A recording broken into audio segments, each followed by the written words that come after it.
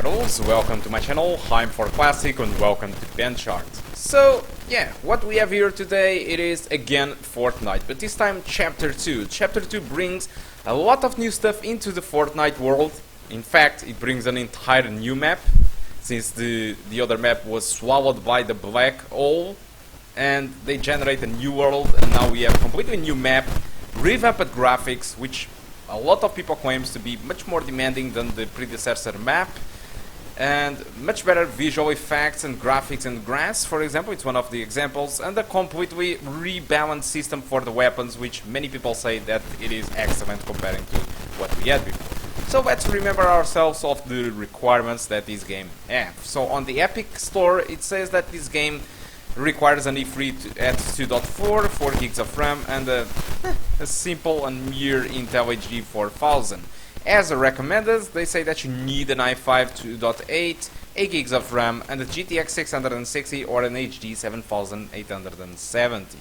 So I decided to test this game with 3 different settings. The first one, the focus, was the balance between graphics and performance, and that was the medium high settings. So what I got was an average of 55 frames per second and a 1% low of 41. If you prefer to have a much more competitive approach, my suggestion it is to use something like a mix between low and medium settings, disable the shadows entirely because the shadows are quite demanding, and use epic distance. If you do this, what you will get, it is pretty much an average of 80 frames per second and a 1% low of 55. So we will get an experience above 60 frames per second most of the time. But even if this is not enough for you, you can drop down the entire game settings to low settings and use the epic distance. By doing this, what I got in here was an average of 118 frames per second of average and a 1% low of 65. So despite the much better average that I got with these low settings, the 1% low only saw a slight boost in performance. This was mostly because the Phenom II X4 was bottlenecked, so which means that if you have a much better CPU than the Phenom II X4 and you share the same graphic card that I have in here, you will get a much better frame rate. Even with the low/medium settings without shadows, even with a much better CPU, you will notice a big difference in performance. But overall, I think for a competitive setting for this system, I really think that the low/medium settings without shadows and the epic distance, it is currently the best choice for you in order to go against other players. But if you feel that you can play alright with an experience within 40 to 60 frames per second, and you really want to keep shadows, you can use the medium high settings. In case you want to see extensively what settings that I did use, check on the description of the video. There is a link there for check detailed benchmark results. There is a link there which takes you to an Excel file from Google.